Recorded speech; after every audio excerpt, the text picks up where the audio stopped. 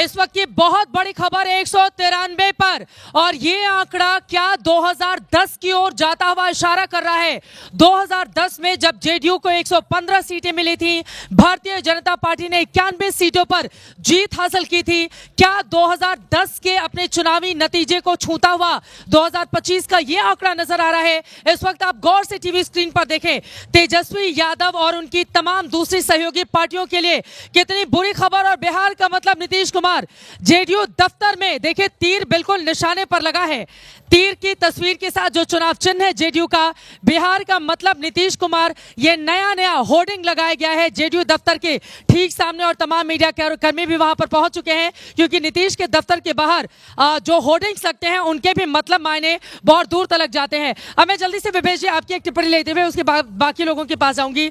नीतीश कुमार को लेकर बीजेपी में एक संकोच था कि उनको मुख्यमंत्री के तौर पर कैसे प्रोजेक्ट किया जाए। बार बार जब खुद गृह मंत्री से या बाकी नेताओं से सवाल पूछा जाता था तो वो कहते थे विधायक दल तय करेगा, लेकिन बाद में उनको भी मानना पड़ा कि नीतीश कुमार बिहार की जरूरत भी है, मतलब जरूरी भी है, और एक तरह से बीजेपी के लिए मजबूरी भी। शुरुआती भाषा अस्वस्थमा हतो वाली थी, लेकिन बाद में उन्होंने स्वीकार किया। अगर बिहार के चुनावी मैदान को आप देखेंगे तो एक तरफ से दो अनाड़ी थे, दूसरे तरफ से दो माहिर खिलाड़ी थे राजनीति के। नरेंद्र, वो दोनों लोग अनाड़ी हैं, तेजस्वी और राहुल दोनों, जब वो पानी में छपाछप कर रहे थे लोग कह रहे थे नाटक कर रहा है, जब वो वोट चोरी की बात कर रहे थे लोग उन पर भरोसा नहीं कर रहे थे।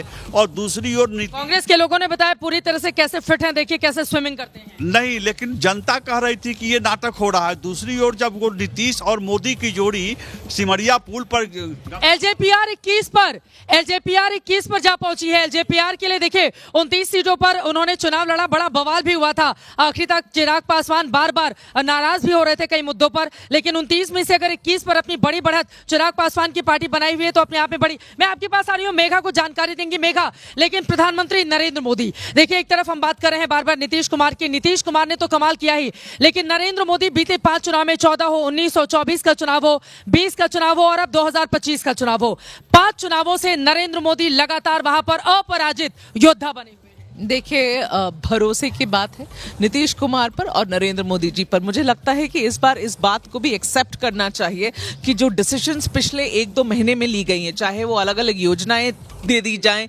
या जो 10,000 महिलाओं के खाते में दे दी जाए, ये बात बार बार लोगों ने क्या उठाकर कही थी कि 10,000 दे दिया तो उसका क्या मतलब है, ये तो वन टाइम 10,000 है।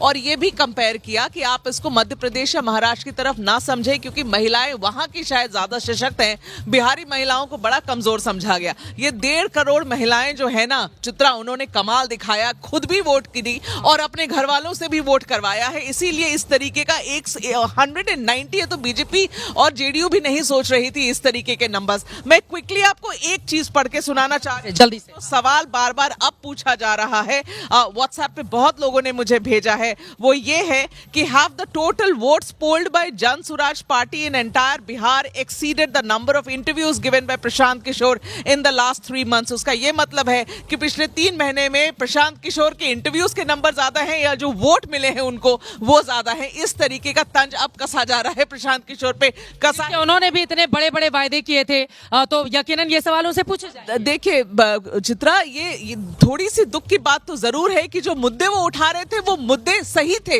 लेकिन लोगों ने नहीं, उनके मुंह से ये मुद्दे नहीं एक्सेप्ट किए और शायद यही वजह है कि आज इनकी। अब आरजेडी की पहली प्रतिक्रिया भी सामने आई है, जरा सुन लेते हैं। किस पार्टी को क्या टिकट बंटवारों में गलती हुई है? ये सब तो, ये सारे चीज़ों पर जवाब तभी दी जाएगी जब अंतिम परिणाम आएंगे। अभी और इंतजार कर लेते हैं 1-2 घंटे के बाद, तब ये सारे सवालों का जवाब देंगे। अभी भी भरोसा है, उम्मीद है कि महागठबंधन सरकार बनेगी।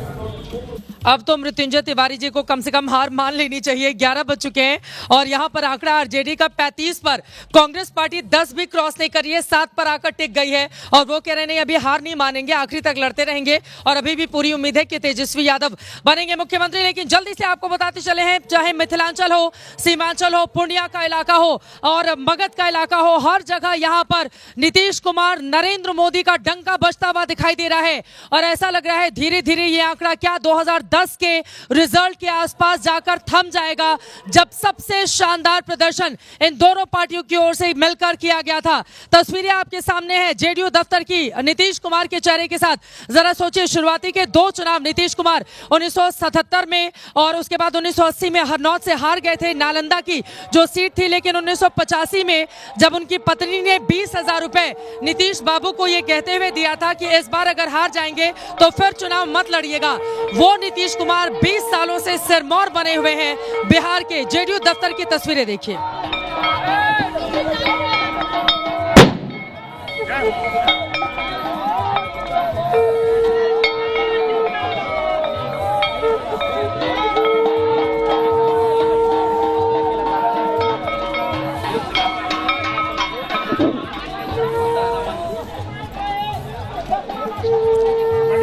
चुनावी शंखनाद हो गया है और इस शंखनाद के जरिए जल्दी ही वो तारीख भी सामने आ जाएगी कि नीतीश कुमार कब लेंगे मुख्यमंत्री पद की शपथ। इसके साथ ही अपने आप में नीतीश कुमार ये कमाल भी करने जा रहे हैं कि 10 बार शपथ लेने वाले हिंदुस्तान के वो एकमात्र नेता बनने जा रहे हैं मुख्यमंत्री के तौर पर।